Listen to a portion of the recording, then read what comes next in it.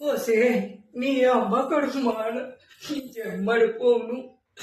అక్క కొంచెం టీ పొడెట్టు, కొంచెం పంచదారెట్టు, కొంత ఉప్పెట్టు, కొంత కారం పెట్టు అంటే ఏదో లేకొస్తున్నావేమో అనుకున్నాను.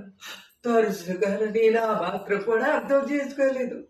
రాను రాను నా మొగుడే తగులుకున్నావంటే తగులుకున్నావు అంతటితోనే వదిలి పెడతావు అనుకుంటే తీరా చూస్తే ఇప్పుడు నా ఇంటి డోర్ కట్టేది కూడా పట్టుకుపోయావే. ఇంకా నాకేం మిగిల్చేవే? ఇంకా రాను రాను ఏం పట్టుకుపోతావు?